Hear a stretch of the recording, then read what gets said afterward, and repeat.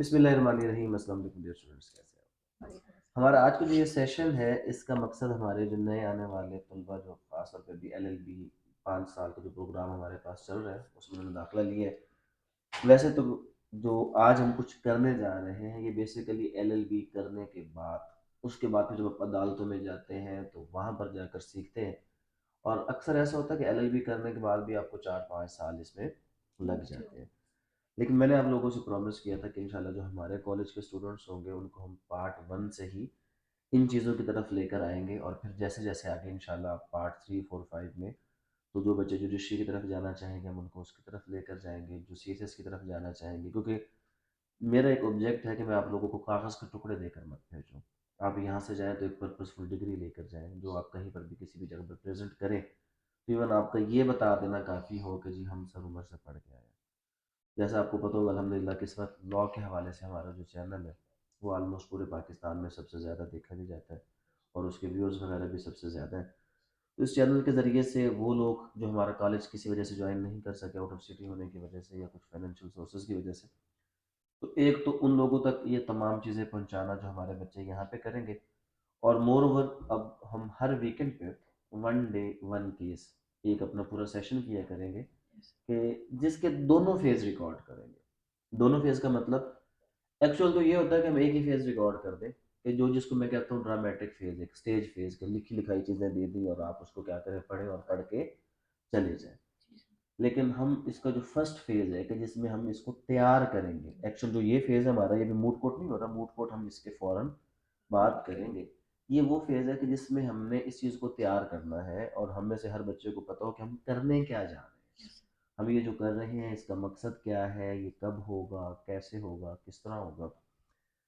जो बच्चे अभी पार्ट 1 में, इवन ये जो लोग सिविल जज की तैयारी कर रहे हैं या जो वकील बन चुके हैं, ये तमाम लोगों के लिए ये बेसिकली है वही एडवांस लेवल की प्रोसीडिंग।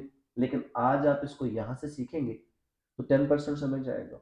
जब दोबारा रिपीट करेंगे तो मजीद 20-30, तो 1 से 2 साल में हम क्या करेंगे इसको समझने के काबिल हो जाएंगे। अभी से आप लोगों को ये सिखाने का मकसद कि मैंने पार्ट 3 में आप लोगों को जो अच्छे बच्चे होंगे उनको सिविल जज की तरफ लेकर चले जाना तैयारी करवाने के लिए। तो ये चीज़ें फिर हमारे पास टाइम नहीं होगा क्योंकि हमारे बच्चे LLB कंप्लीट करके फिर तैयारी स्टार्ट करते हैं। तो मैं हैरान होता हूँ कि जो सिलेबस आपका सिविल जज का है LLB पार्ट 3 से ऑनवर्ड सारा सेम वही सिलेबस है।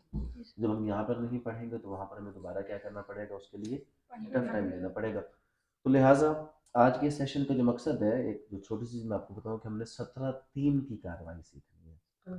ठीक है, एक जो सिविल मुकदमा ना, एक सिविल मुकदमा 50 तरीकों से हो सकता है।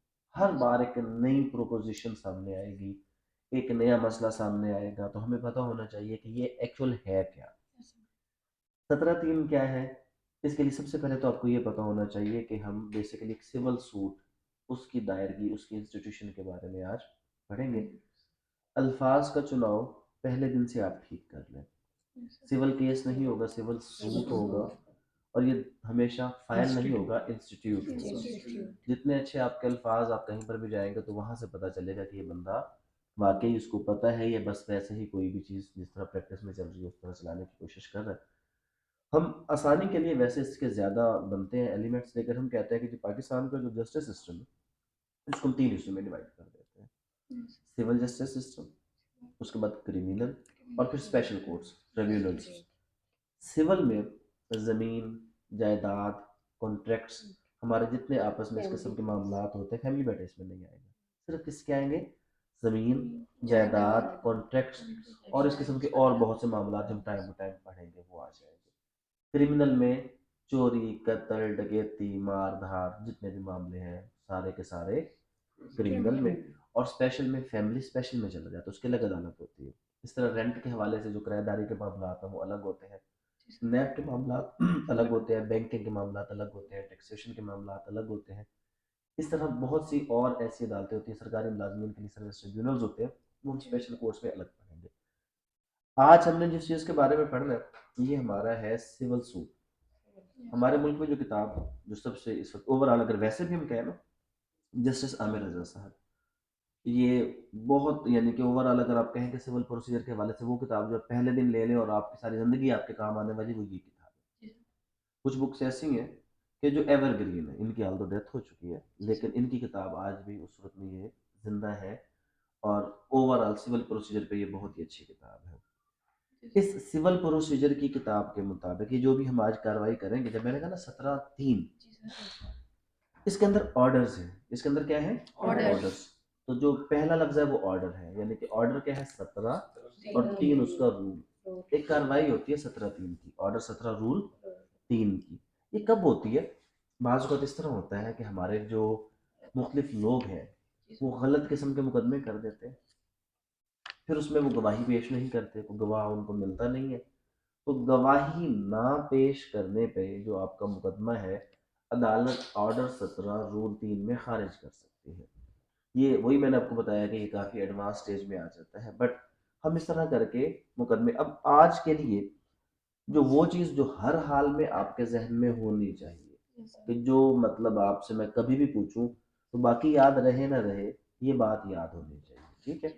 अगर मैं पूछूं कि जी 17(3) की कार्रवाई क्या होती है, तो आपने क्या बताना है कि सर, जब कोई शख्स मुकदमा करे और उसको गवाह पेश करने का कहा जाए, लेकिन मुकदमा करने के बाद वो शख्स अपना गवाह पेश क्योंकि जो मुकदमा करता है साबित उसी ने करना है, और साबित किसके जरिए से करना है? गवाह के जरिए से।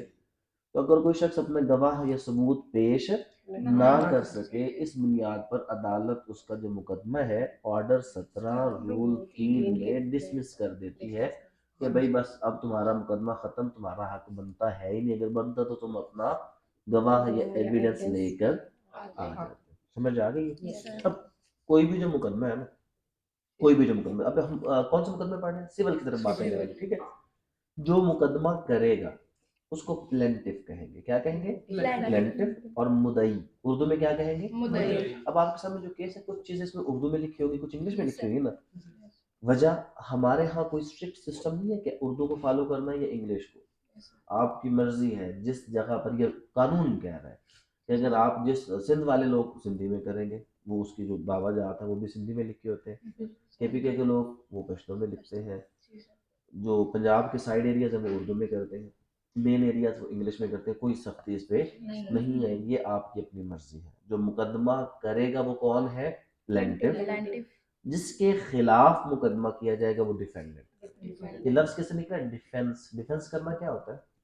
दिफा करना। डिफेंडेंट कौन होगा? जो दिफा करेगा। और प्लेंटिफ कौन होगा? जो प्लेंट यानी कि दावा फाइल करेगा। कोई भी जो सिविल सूट है ना, वो प्लेट से स्टार्ट होता है, यानी कि अदालत को कैसे जाके बताएं। अगर तो जुर्म होता ना तो हम एफआईआर करवाते हैं, इसमें पुलिस का लेना देना कोई नहीं है, ना इसमें कोई पुलिस का लेना देना है, ना इसमें कोई सजाएं हैं, ना इसमें पुलिस का लेना देना है, और ना ही इसमें कोई सजाएं हैं। इसमें होता है डिटर्मिनेशन ऑफ राइट। क्या प्लेंटिफ का हक है या किसका हक है? डिफेंडेंट का हक। बस इतनी सी बात होती है, और जिसका हक है उसको दे दिया जाता है। अब ये भी तो हो सकता है कि बंदा गलत हक मांगने आ जाए, होता है ना। तो फिर दो किस्म के राइट है। कितने किस्म के राइट है? दो।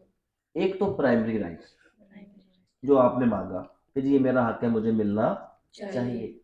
और अगर किसी ने कुछ गलत किया तो फिर सैंक्शनिंग राइट। कौन सा राइट? सैंक्शन का मतलब पता है किसी को? मतलब उसमें हम मुआवजा मांग रहे हैं। सैंक्शन का मतलब क्या होता है? वो कंपनसेशन होता है, मुआवजा। सैंक्शन इंग्लिश का वर्ड है, सिंपल सैंक्शन। वो क्या होता है? क्या लगाना? कि आपने किसी को सजा। सजा लगाना है। तो सैंक्शनिंग राइट क्या हो जाएगा? सजा। मतलब है इसमें राइट। फॉर एग्जाम्पल, मैं आपके ऊपर झूठा मुकदमा कर देता हूँ 1 लाख रुपए का, तो मुकदमा क्या है? झूठा। सही है। ये आपने मेरा 1 लाख रुपया नहीं दिया, उलट कर दिया ना, ठीक है? आपने मेरा 1 लाख रुपया नहीं दिया, मैंने आपके ऊपर मुकदमा कर दिया, ठीक है? आपने अदालत में आके कहा कि जी मैंने तो इसको कोई पैसे देने ही नहीं। मुकदमा चलना शुरू हो गया। मेरा पहला हक क्या बनता है? पहला हक क्या है? प्राइमरी राइट क्या है मेरा? आपको 1 लाख 1 लाख रुपए। क्या इस 1 लाख के लिए मेरा खर्चा आएगा कि नहीं आएगा? आएगा। अदालतों के धक्के भी खाऊंगा। तो अब मैं कहूंगा जी 1 लाख तो मेरा प्राइमरी राइट ले दे, और दूसरा सैंक्शनिंग राइट भी, इसको जुर्माना भी लगाए कि इसने जो जिसकी वजह से मुझे जो टफ टाइम हुआ है, तो अदालत मुझे प्राइमरी राइट भी दे सकती है और साथ सैंक्शनिंग राइट भी दे सकती है। जैसे अब ये आज जो हम ये प्रोसीडिंग करेंगे ना, इसमें 17(3) की कार्रवाई का मतलब ये है कि दावा खारिज हो जाएगा, आगे चलेगा ही नहीं, क्योंकि किसका क्या हो जाएगा। लेकिन कैसे? पूरा केस चलने के बाद। क्योंकि अगर अर्ली स्टेज पे ना आए प्लेंटिफ तो फिर हमारी जो कार्रवाई है वो ऑर्डर 9 में होती है। ये आगे चल के आपको ऑर्डर्स वगैरह भी सिर्फ ध्यान में रखें कि ऑर्डर्स क्या है। जिस तरह आप किताब पढ़ते हैं ना कोई भी, उसमें चैप्टर्स होते हैं ताकि चैप्टर के जरिए हम किताब को क्या रख सके, याद रख सके। तो यहाँ पे किताब में कोड में याद रखने के लिए उसके ऑर्डर्स बना देंगे, ऑर्डर 1 2 3 4 5 के ये बात ऑर्डर 1 में, ये ऑर्डर 2 में। तो बेसिकली अगर प्लेंटिफ खुद ही ना आए, अगर प्लेंटिफ खुद ही ना आए तो फिर ऑर्डर 9 की कार्रवाई होती है। यहाँ पे हम कह रहे हैं प्लेंटिफ आ रहा है तो क्या पेश नहीं कर रहा, गवाह पेश नहीं कर रहा, तो फिर 17(3) की कार्रवाई होती है। ठीक हो गया। 17(3) की कार्रवाई कब होती है? जब गवाह होते के ना जब प्लेंटिफ अपना गवाह पेश ना करे तो मुकदमा खारिज कर दिया जाता है 17(3). समझ आ गई भी? अब हम बात करते हैं आगे। आज की जो है ना, ये जो हम इसकी प्रैक्टिस कर रहे हैं, इसमें हमने क्या किया है, एक हमारा हो गया प्लेंटिफ। प्लेंटिफ कौन होगा? जो दावा करता है दावा करेगा, ठीक है। और जो उसका वकील होगा उसको हम कहेंगे प्लेंटिफ कौंसल। सही है। तो ये जो फीमेल साइड है ये हमारी प्लेंटिफ कौंसल है, ठीक है। और जो मेल साइड है ये कौन से कौंसल है हमारे? डिफेंडेंट। ठीक है। अब इसमें एक बात ध्यान में रखें कि डिफेंडेंट जो आज का हमारा मुकदमा है उसमें 9 डिफेंडेंट्स हैं। कितने हैं? 9। अब 9 के 9 डिफेंडेंट अगर एक घर से हो फॉर एग्जांपल और वो एक वकील रखना चाहे तो रख सकते हैं, लेकिन बाज़ औक़ात ये होता है कि वो अलग अलग होते हैं, वो कहते नहीं कि हम अपना वकील रखेंगे। तो आज वाले केस में 2 डिफेंडेंट कौंसल है हमारे। डिफेंडेंट नंबर 1 से 3 का अलग कौंसल होगा और डिफेंडेंट नंबर 4 to 9 का कौंसल अलग होगा। आपने अपना दावा करके उसको साबित करने की कोशिश करनी है और आप लोगों ने उसको क्या करना है, डिफेंड करना है और फिर आगे उसको लेकर चल। सुप्रीम कोर्ट की कुछ जजमेंट्स हैं पर्टिकुलरली जो आज के हमारे केस में होंगी। 2 जजमेंट्स हैं, दोनों जो है वो एक काजी फैज़ साहब की है और एक जस्टिस उमर अतिया बंदयाल साहब की है। कौन कौन से जजमेंट्स, नंबर शंबर हम बाद में याद कर लेंगे। सिर्फ ये है कि एक हमने ओरल एग्रीमेंट्स के हवाले से जजमेंट किए। ओरल एग्रीमेंट्स क्या होते हैं? ज़ुबानी। और एक हमारी है पाकिस्तान के जो अदालती सिस्टम है ना, इसमें एक बहुत बड़ा डिफेक्ट है। और वो डिफेक्ट क्या है आपको पता है ना? सिविल मुकदमा कितने अरसे में होता है? 5 10 15 20 25 30 साल में, 25 साल लग जाते हैं। रूटीन में 5 7 साल तो सिविल कोर्ट में लग जाते हैं। उसकी वजह क्या होती है? उसकी वजह ये होती है कि जनाब आप कौन से कौंसल हैं? Plaintiff counsel. गवाह पेश करें। आप आके क्या कहते हैं? ओ जी हम अगली पेशी पे, अगली पेशी पे गवाह किधर है? ओ जी अगली पेशी पे हो। अच्छा फिर क्या, अगली पेशी पे खुद ही नहीं आए, कौन आ गया? ये वाली आ गई। हाँ जी वो वकील साहब किधर है? ओ जी वकील साहब आज वो हाई कोर्ट में नहीं है जी, इसलिए वो नहीं आ सकती। तो लिहाजा कब होगा मामला? अच्छा जी फिर अगली पेशी पे मुकदमा खारिज हो गया, फिर किसको भेज दिया? इसको। सर वो वकील ही छोड़ के भाग गई है, मैं जनाब नहीं आ गई हूँ। ठीक है, हमारा जो सिस्टम तो इसमें क्या होता है? मौका, पहला मौका, फिर दूसरा मौका, फिर तीसरा, फिर आखिरी मौका। ठीक है। फिर हतमी आखिरी मौका, फिर कतई आखिरी मौका। ये हमारे यहाँ ऑर्डर शीट पढ़ेंगे ना जो मैं पढ़ाऊंगा उसमें मौके ही मौके होते हैं। तो सुप्रीम कोर्ट ने जजमेंट दी कि खत्म करो इस ट्रेंड को कि ये क्या है मौके, एक चांस दे दो पर ज्यादा से ज्यादा करके बनता भी है, कुछ जेन्युइन बात है। तो ये चीजों को खत्म करो। वैसे जो भी हमारा नया प्रोसीजर है वो ये कहता है कि 90 दिन में एविडेंस रिकॉर्ड होना चाहिए, 6-7 महीने में केस खत्म। लेकिन हमारे यहाँ क्या होता है, साल साल एविडेंस आता ही नहीं। पहला गवाह नहीं आता तो फिर बाकी बात की बात तो बाद में देखी जाएगी। तो उस पे एक तो ये सुप्रीम कोर्ट की जजमेंट की जो मौकों का ट्रेंड है इसको क्या करना है हमने खत्म करना। दूसरा यहाँ पर जो हमारा आज का मुकदमा है ये एक जुबानी मुआहदे पे है। किस पे है? जुबानी मुआहदे। ये भी एक, मुझे एक बात बताए सादा सी, थोड़ा सा रेशनल तरीके से सोच के, क्या आप लोग कोई जमीन की खरीदो फरोख्त इस दौर में बगैर लिखाई के करेंगे? करोड़ों रुपए किसी को दे देंगे? कोई बंदा ऐसा है कि आप इवन अपने भाई को भी कोई बंदा करोड़ रुपए देगा, 1 करोड़ रुपए रख ले यार बस मेरा घर वो हो गए? आजकल ऐसा पॉसिबल है ही नहीं। तो फिर हम क्या करते हैं, ओरल एग्रीमेंट अरेंज कर देते हैं, जुबानी मुआहदा हो गया जी। और फिर जुबानी मुआहदा क्योंकि वो कहीं लिखा हुआ तो है ही नहीं, इस बेस में मुकदमा लगाया, 50 साल लगा दिए मुकदमे में।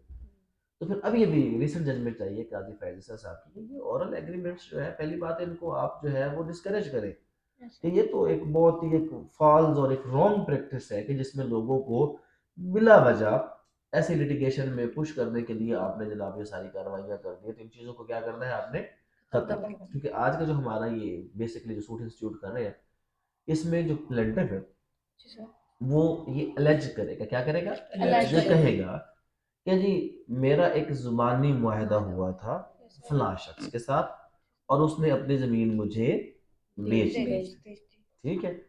अब मैंने जब उसे कहा कि भाई ये ज़मीन मेरे नाम पे रजिस्ट्री करवाओ, क्या करवाओ, रजिस्ट्री करवाओ। रजिस्ट्री क्या होती है, पाकिस्तान के कानून के मुताबिक जब भी हम कोई ज़मीन खरीदेंगे तो उस डीड को बकायदा रजिस्टर करवाया जाता है, क्या किया जाता है, रजिस्टर करवाया।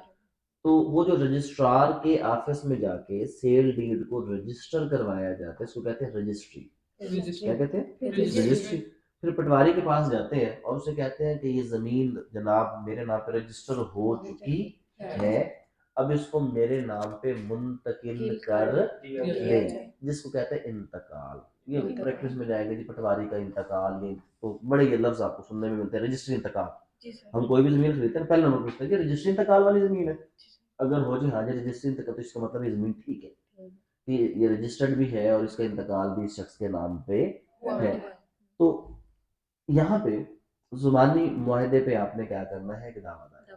अच्छा अब ठीक, एक गौर से सुने, अब इसमें एक होता है इंजंक्शन, क्या होता है, इंजंक्शन का लफ्ज़ शायद आपने ना सुनो, लेकिन स्टे ऑर्डर का लफ्ज़ तो सुना है ना सबने। स्टे ऑर्डर क्या होता है, किसी जमीन की मुद्दत और उसको स्टे टर्म ऑर्डर। ठीक है। ये जो स्टे ऑर्डर का लफ्ज़ है लॉ में कोई नहीं, इसमें इंजंक्शन लफ्ज़ है, लॉ में स्टे को क्या कहा जाता है, इंजंक्शन कहा जाता है, हुक्म में इम्तनाई, क्या होता है, अच्छा मुकदमा कितने अर्से चल रहा है, जो रूटीन के मुताबिक चलता है 90 days। वैसे नहीं, रूटीन के मुताबिक 5 साल।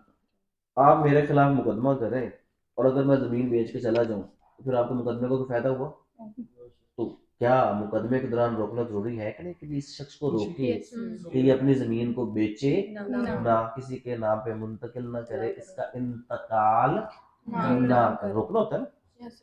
तो फिर हम क्या करते हैं, दावे के साथ अलग से दरखास्त लगाते हैं, ठीक है, दावे के साथ, दावे पे तो टाइम लगेगा, ठीक है, तो अलग से क्या लगी साहब, दरखास्त। उस दरखास्त का मकसद क्या है, उस दरखास्त का मकसद ये है कि जनाब इस शख्स को रोक दिया जाए कि जब तक मुकदमे का फैसला ना हो तब तक ये जमीन को बेचे ना मुंतकिल ना करे। समझ आ गई, ये अलग दरखास्त किसी भी दावे के साथ लगती है। हम ऐसा ऐसे चल के इसको पढ़ेंगे भी सही। आज सिर्फ ये पता होना चाहिए, जो मेन चीज़ मैं बता रहा हूँ, नंबर वन आपको क्या पता होना चाहिए कि जब भी कोई सिविल मामला हो तो सिविल कोर्ट में प्लेंट के जरिए से सिविल सूट इंस्टीट्यूट किया जाता है। अगर हमें उसमें इंटरम इंजंक्शन चाहिए हो तो अलग से ऑर्डर 39 रूल 1-2, ये लफ्ज सारी जिंदगी के लिए याद रखें, बड़ा ज्यादा आपके साथ चलेगा। कौन सा लफ्ज, ऑर्डर 39 रूल 1-2। इधर आ जाए और रीडर साहब इधर आके बैठो, पिछला जो रीडर आया इधर आ जाओ, रीडर की कुर्सी पे आके बैठो। अदालत में रीडर ना हो तो अदालत तो किसी काम की नहीं है ना, तो तुम्हारा कुछ लिखने लिखाने वाला मामला किधर है, कैसे लिखोगे कुछ चीजें, हाँ? अच्छा जनाब, तो क्या है कि प्लेट तो होगी, प्लेट के साथ अलग से दरखास्त होती है, ठीक है। अदालत क्या करती, कहती चलो सूट तो जब दूसरी पार्टी आएगी तो हम सुनेंगे तफसील से, पहले बताएंगे आपको स्टे क्यों चाहिए, तो वो बंदा अपनी दरखास्त में बताता है स्टे। अब स्टे के लिए भी दूसरी पार्टी को तो सुनना है ना, लेकिन अब दूसरी पार्टी आएगी तब उसको सुना जाएगा, बाज़ बात तो वो आती नहीं है, तो लिहाजा अदालत क्या करती है, इसको हम कहते हैं इंटरम इंजंक्शन। कौन सी, एक होती है टेम्परेरी, एक होती है इंटरम। इंटरम होती है सिर्फ अगली पेशी तक, तो अदालत कहते चलो ठीक है जी, फौरन फौरन उसको रोकने के लिए ना अगली पेशी तक इंटरम इंजंक्शन दे देते हैं। तो अगली पेशी पे वो आकर जो डिफेंडेंट है उसने उसको फिर, अब जब दोनों लोग आ जाते हैं, आपने क्या फाइल किया था, लेट, इसको उर्दू में क्या कहा था, दावा।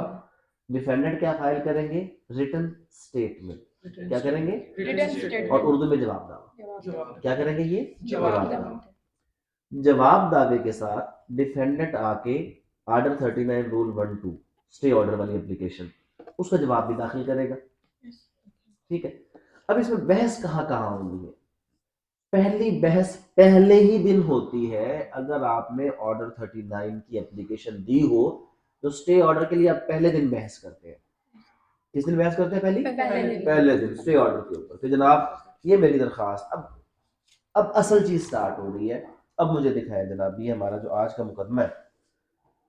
अब मेन चीज जो है कि ये स्टे ऑर्डर पे बहस कैसे होगी, ठीक है। तो शॉर्ट फॉर्म में क्या करना है आपने, जो इस मुकदमे के फैक्ट्स, इस मुकदमे के फैक्ट्स, हकायक, जो ये दावे में लिखे होते हैं ना शुरू में, ये सारे इसके हकायक होते हैं, ठीक है। हकायक का क्या मतलब है कि जनाब जो प्लेंटिफ है, यहाँ पर नाम नहीं लेना, क्या कहना है हमने? प्लेंटिफ। जनाब प्लेंटिफ और डिफेंडेंट, प्लेंटिफ और डिफेंडेंट ने जो डेट आपने लिखी हुई है, उस डेट पर एक ओरल एग्रीमेंट किया। क्या किया? एक Oral क्योंकि यहाँ पे ओरल एग्रीमेंट है ना। और उसके जरिए से डिफेंडेंट ने अपनी जमीन प्लेंटिफ को बेच दी, ठीक है। अब यहाँ पे क्या लिखा हुआ है कि दावा तस्दीक व तौसीक कब्जा बजरिया तामील मुख्तस मुआहदा बै ज़बानी, बै कहते हैं सेल को, जुबानी ओरल एग्रीमेंट, 27/11/2018 का जनाब तारीख है। और फिर आगे इसमें लिखोगा खेवट नंबर, खतूनी नंबर, खाता नंबर। अजीब सा मुंह है ना। प्रैक्टिस में है ये, प्रैक्टिस में गली मोहल्ला स्ट्रीट नहीं होती। हमारी जो जमीन की पहचान है किसके नाम से होती है? खेवट, खाता, खतूनी, खसरा, ठीक। और जब आपका जो घर भी है ना, घर आप लोगों में से किसी के नाम पे, अब्बा जी के नाम पे होगा ना, आज अब्बा जी से कहना रजिस्ट्री की कॉपी आपको भेजो, उन्होंने क्या होगा, वकील बन गई, मैं आपको बताऊंगी घर में क्या क्या। आज भी अपने घर की आज रजिस्ट्री मंगवानी है, और उसमें जब आप देखेंगे ना कि जहाँ पे डिटेल्स ऑफ द लैंड लिखी होगी, तो वहाँ पे क्या लिखा होगा? खसरा नंबर, खाता, मुहाल। ये बाद में चल के मैं तफसील से बताऊंगा ये होता क्या। अभी फिलहाल आपने सिर्फ इसको रिपीट कर देना कि जनाब क्या, कैसे रिपीट करेंगे कि जनाब खेवट नंबर 53, खतूनी नंबर 250 था 260, और खेवट नंबर जनाब इसमें कुल रकबा था 262, जिसमें से कोई जनाब कोई 15 कनाल या 20 कनाल जो यहाँ पे लिखा हुआ है कि जी वो जमीन डिफेंडेंट ने, डिफेंडेंट कौन सा? डिफेंडेंट नंबर 1 2 3 जिसने बेचा, ठीक है। 1 2 3 ने किसको बेच दी जनाब? प्लेंटिफ को बेच दी। अब जब हमने उनको कहा कि आप मुआहदे के मुताबिक अपना बकाया 5 लाख रुपए ले ले और हमें क्या करवा के दे दे? रजिस्ट्री।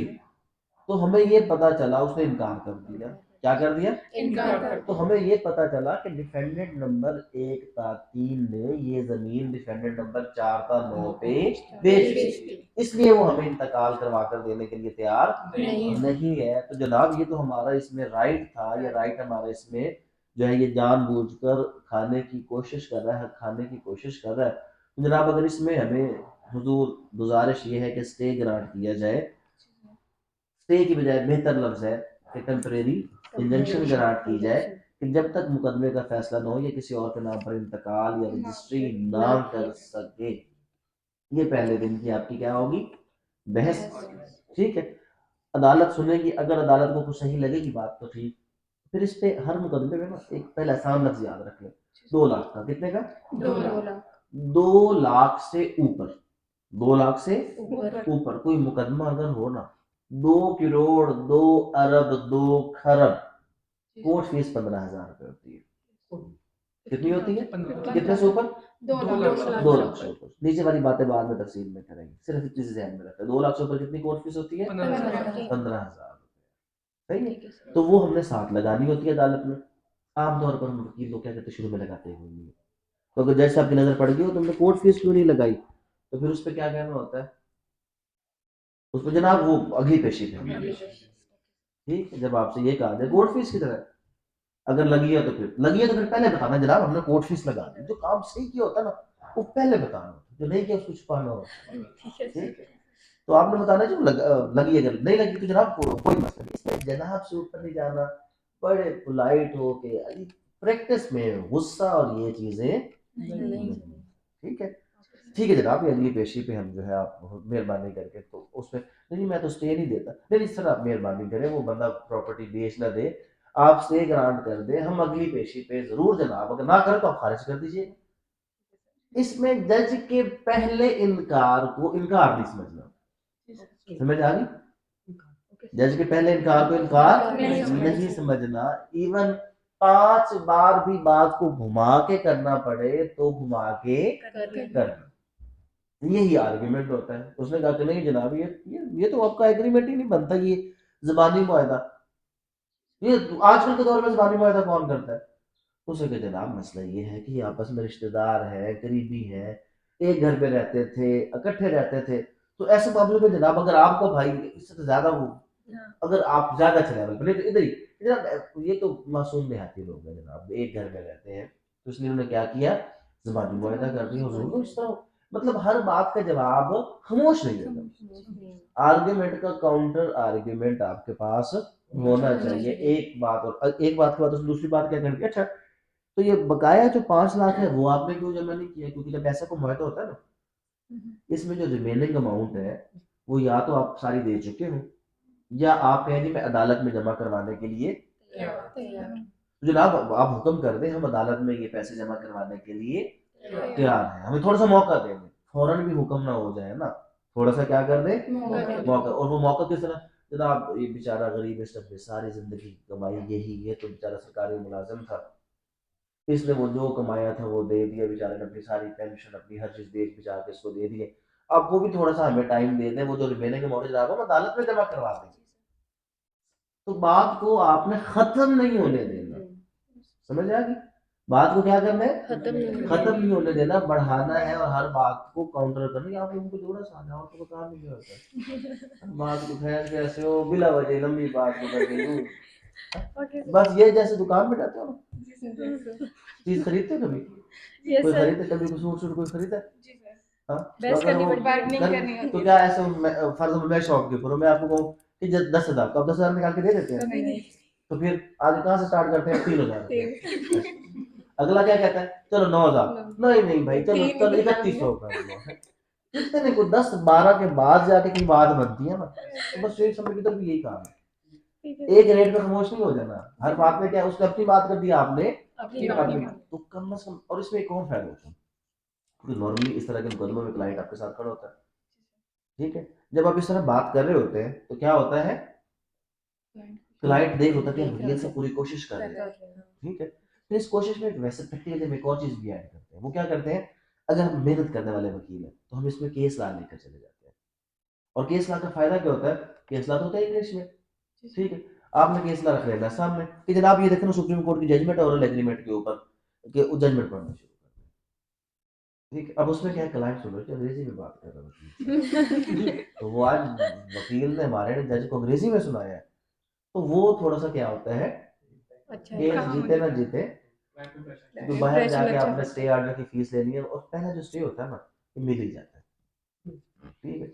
अगर वैसे ना मिल रहा तो फिर कैसे, इधर उधर देखने को और बंदा कोई नहीं खड़ा हुआ ना, जज सर मेहरबानी करें कल बहन की जो है ना वो मंगनी है, नया सूट लेना है, क्लाइंट से फीस लेनी है, स्टे कर दें, आखिर में जाकर इस पे जैसे करना नहीं है जाके, लेकिन इस पे भी स्टे मिल जाता है, ठीक है। बात ये है कि जहाँ पे जिसको आप देखें कि जिधर आप प्रैक्टिस इस चीज का नाम है, ये वो नहीं है कि जो किताबों में लिखा वो तो है ही है, लेकिन हाँ अगर आप किताब में अच्छे हैं, तो फिर आपसे अच्छा वकील कोई नहीं हो सकता।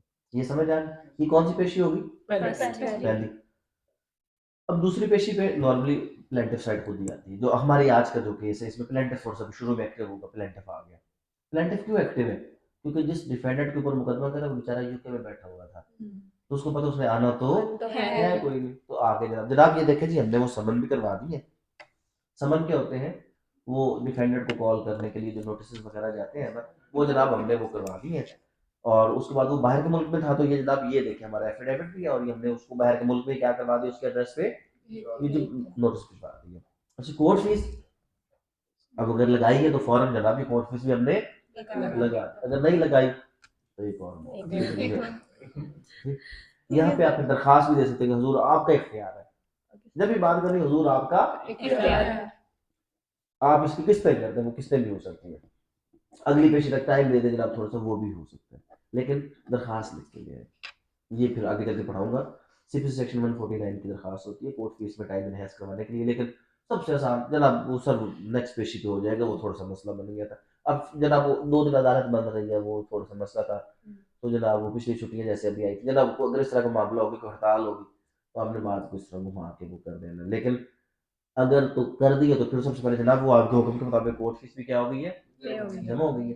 फिर आपने यहाँ पे क्या करना है, स्टे, क्योंकि स्टे मिला था कितनी पेशी का, एक पेशी का, तो स्टे को आपने क्या करवाना है, एक्सटेंड। फिर जनाब स्टे को भी आप मेहरबानी करके क्या कर दे, Extend। ये प्लेटिनम वाली दो पेशी होंगी।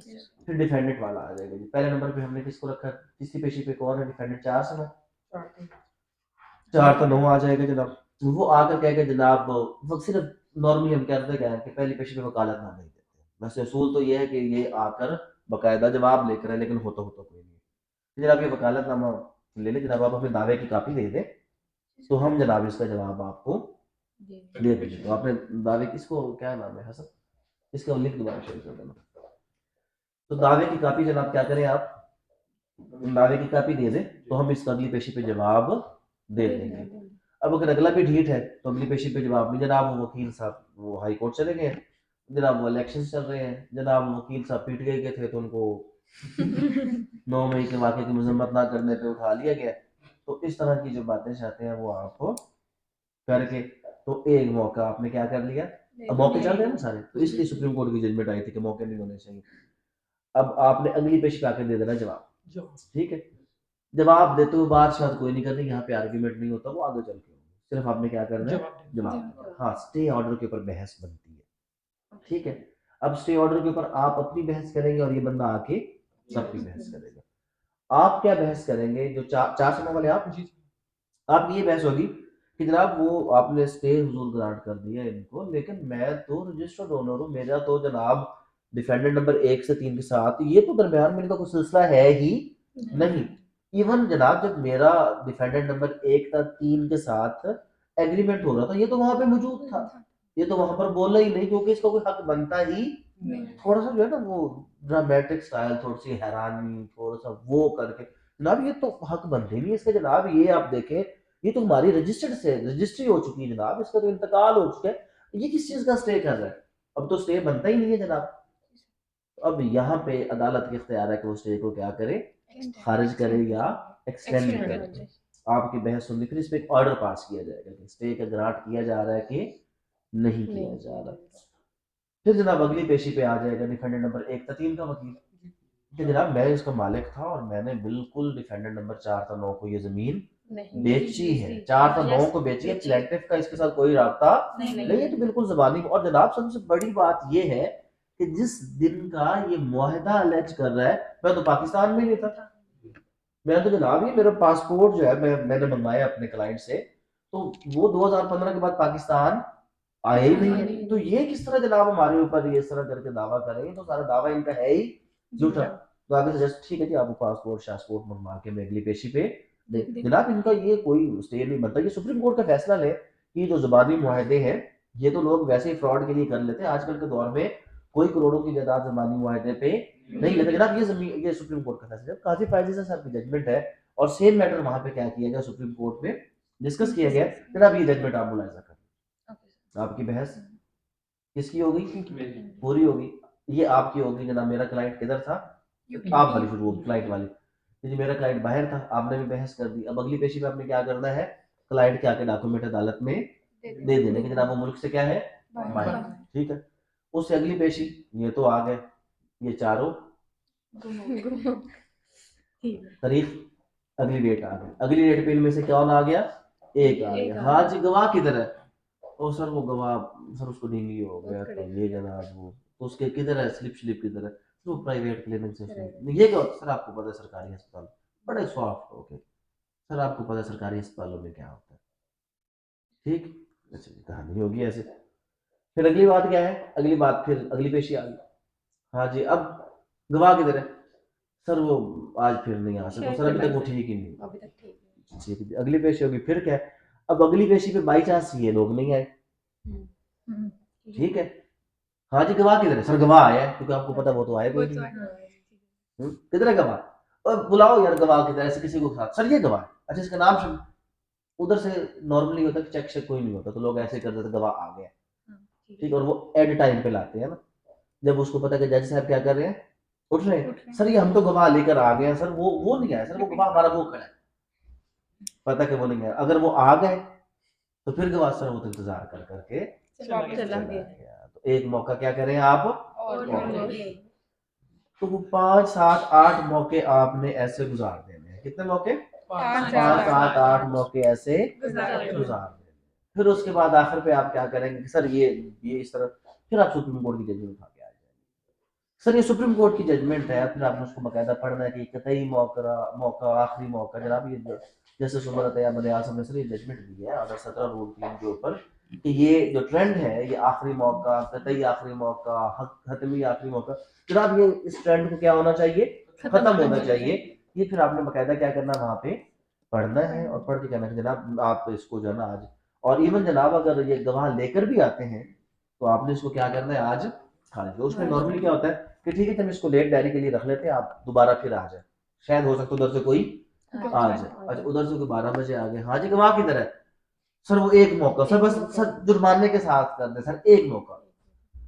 और नहीं नहीं सर सर सर आप सर मेहरबानी कर रहे सर, क्या करवानी है फिर, अभी 7 8 मौके हो गए तो क्या करवानी है, मेहरबानी। जितने तरले डाल सकते हो जज साहब के तरले आपने डाल देने, अगर वो मान गया तो ठीक, नहीं तो वो क्या करेगा, सूट को डिसमिस कर देगा।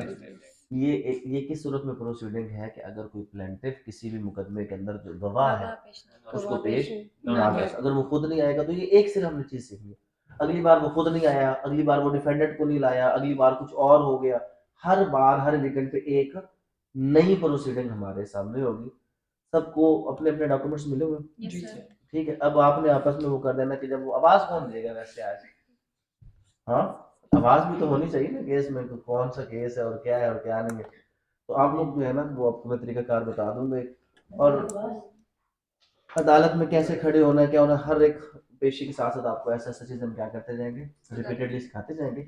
अब आपने क्या करना है, यहीं पे ठहर के ना एक दो दो प्रैक्टिस करनी है बार बार खुद से, जो आपको जो आर्ग्यूमेंट बताया ना, जैसे भी आप कैसे बोलोगे, किधर है वकील साहब, हाँ जी आ गए, आप क्या कहोगे, सॉरी जज साहब वो आज उनको डेंगू हो गया था इस वजह से किसको, वो नहीं वकील आ को नहीं करवा देंगे, वकील को करवा दो आज, हाँ नहीं वो हाई कोर्ट तो गए नहीं, हुए हैं। आप वकील नहीं, आप बहस कर लो, अब इसका क्या जवाब दोगी, सर वो तो मेरी सीनियर थी इसीलिए। इसके जो सर मैंने अभी चैम्बर ज्वाइन किया, मुझे इस केस का नहीं पता सर, मैं तो वो क्रिमिनल साइड पे होती हूँ, सिविल मुकदमे मैं कोई नहीं करती, वो आज सीनियर नहीं है तो इसलिए मैं आ गई।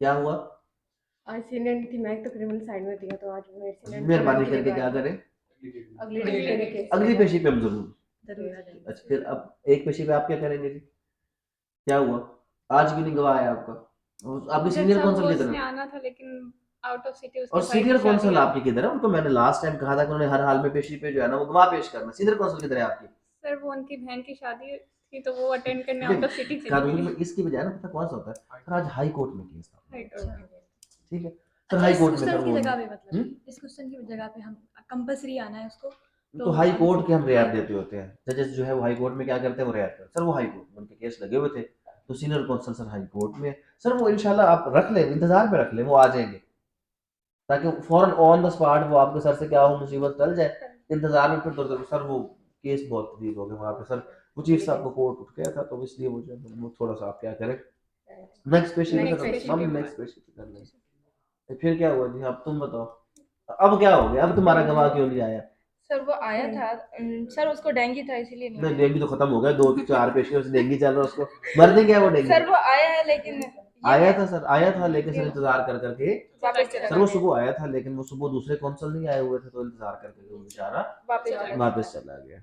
अच्छा अब बहस कैसे करेंगे, इस हिसाब से जो नहीं अब नहीं, अब आप जो पहले दिन वाली बहस है वो कैसे करोगे, पहले दिन Stay वाली then- पहले दिन वाली बहस इस तरह से करनी है कि ये जो जमीन थी वो हमारी थी और इन्होंने हमारे साथ नहीं कॉन्ट्रैक्ट हमारी किया नहीं थी बेटे, ये मतलब डिफेंडेंट की जमीन थी और उसने हमारे साथ ज़बानी मुआहदे के जरिए से लिया लिया था था। और फिर हमसे इतने पैसे और ये हमारे पास और हमने ये ओरल एग्रीमेंट किया हुआ ये था। सारी जो बातें हैं ना, जी जी बेशक आप क्या करें पहले एक बार लिख लिख लें, लिख के फिर उसको पढ़ें, कोई मसला नहीं ठीक है, है सर। ठीक है।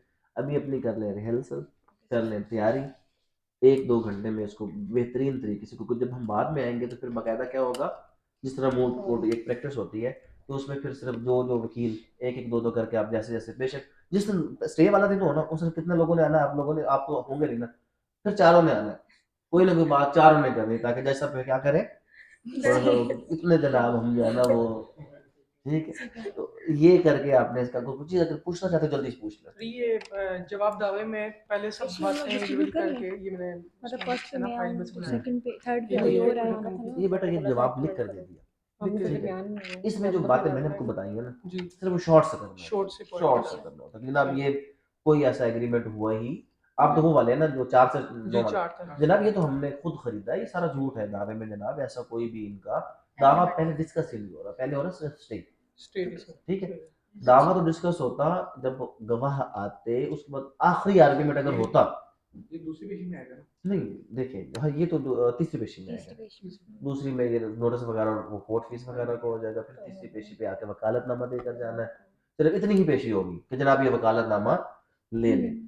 अक्सर जो पेशी होती है ना वो 1 ही मिनट की होती है, आधा मिनट की पेशी होती है। पेशी का मतलब क्या होता है, एक दिन की जो कार्रवाई है वो आधे मिनट की होती है। अगर आपको मैं ऑर्डर शीट पढ़ाऊंगा ना तो उसमें पढ़ेंगे क्या लिखा होगा, आज जनाब फलां कौंसल आया, फलां नहीं आया, ये वो जो अभी मैं आपको जुबानी कह रहा हूँ ना, हर पेशी पे हम लोग क्या करते हैं, जो जजेस होते हैं वो क्या करते हैं, ऑर्डर लिखते हैं। वो मैं आपको ऑर्डर शीट भी दूंगा, फिर आपने उसमें देखने आप ऑर्डर शीट पढ़ेंगे ना तो उसमें क्या लिखा होगा, दावा आ गया, ठीक है जनाब, स्टे कर दिया या नहीं किया। आज क्या हुआ, आज डिफेंडेंट नहीं आया, आज कौन नहीं आया, गवाह नहीं आया, आज क्या है, फलां नहीं आया, आज हड़ताल की वजह से छुट्टी, आज जज साहब की भी क्या हो जाएगी, छुट्टी।